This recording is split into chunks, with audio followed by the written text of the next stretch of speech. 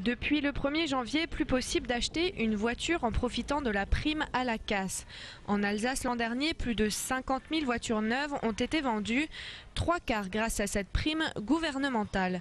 Le mois de décembre a été exceptionnel pour les concessionnaires avec un record de 400 000 commandes.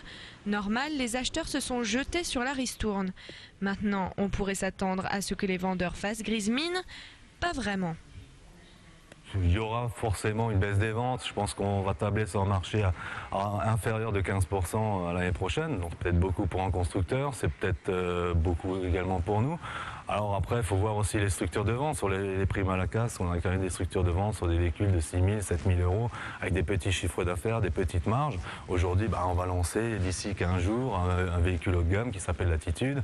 C'est un véhicule qui a 30 000, 40 000 euros de marge, avec éventuellement un peu plus de rémunération aussi pour nous, pour le vendeur. Dans cette casse auto d'Illkirch, cette fin de prime est plutôt bien vue. 1400 véhicules ont été détruits en 2010, 400 de plus en 2 ans. Le site était saturé.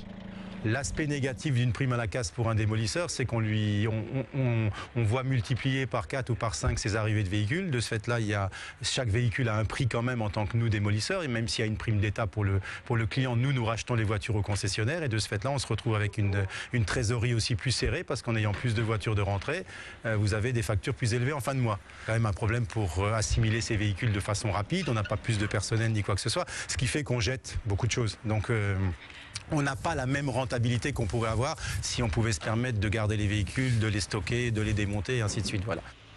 La prime à la casse a fait une victime collatérale, le marché de l'occasion, délaissé au profit des prix cassés sur les véhicules neufs.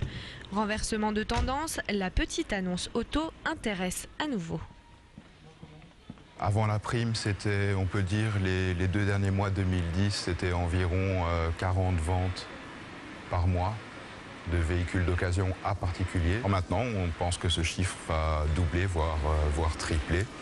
Au fait, bonne année aux conducteurs verts, eux aussi passeront par la case fin de ristourne avec des éco-bonus auto en baisse depuis le début de l'année.